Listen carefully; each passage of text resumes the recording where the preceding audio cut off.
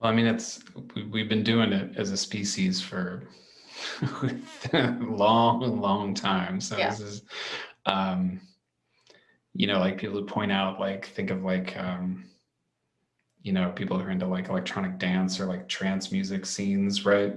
Yeah.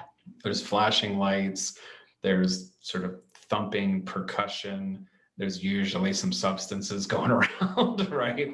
Not my scene, but that's what I've Mm-hmm. heard. Mm-hmm. If you look at it, if you just took it in a slightly different lens, people drumming around a campfire who might be taking various kinds of plants or alcoholic substances or various other kinds of substances that they've grown or synthesized. Mm-hmm. Like that whole thing has been going on for, I don't know, 20, 30,000 years. Yeah. That's not new. No. Like the little bit of the electronics of it is, but it's actually structurally the exact same form Huh. over and over again with the lights, the Yeah. percussion, Music. dancing, strong physical movement, and then usually some kind of amplification of one's state through some kind of substance means. Yeah. That didn't start with Burning Man. They didn't invent that. Not to that degree, no. So, on the positive side, we could say, why do people seek those states? Because there are other possibilities of creativity. Mm-hmm. There are possibilities to get our head out of the fog of sort of the mundane that can tend to kind of get us reduced in our ability to see or feel or imagine other possibilities. Mm-hmm. That, I think, would be classically the positive value that's often sought. Unfortunately, there's often with that, however, whether it's realized or not, or spoken or not, or to whatever degree it's conscious or not, often also a feeling of, I want to get out of the present moment. And that's where it can get dicey. Mm-hmm. That's where the bypassing tendencies can come in. That's where it can be a thought that, whatever it is, falling in love, ecstasy, plant medicine, pick your thing, like, yeah, it's gonna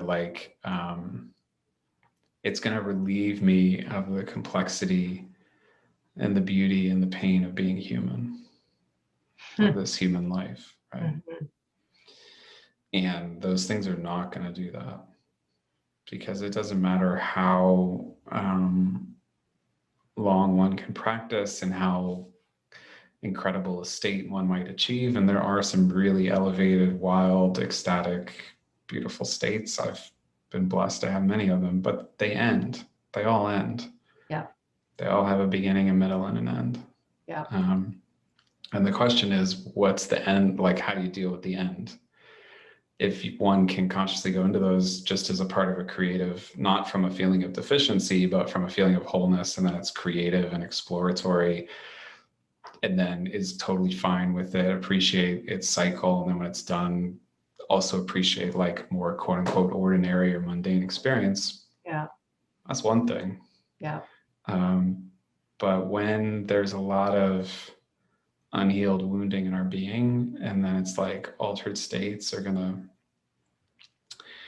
I'm gonna pop out of this pain of my day-to-day life, and I'm gonna see the lights, and I'm gonna see the truth, and it's all love, and then it's gonna be great. Mm-hmm. It's all great for that moment, but it's like, I often feel it's like, yeah, it's like Wile E. Coyote. It's like Wile E. Coyote, when he runs off the cliff, and then it's the moment where he's hanging in the air before he looks down, and then he plummets, right? Like, that's usually the plunge. Is usually, if that happens, is less pleasant, depending on the degree to which the height of that various kind of state might be.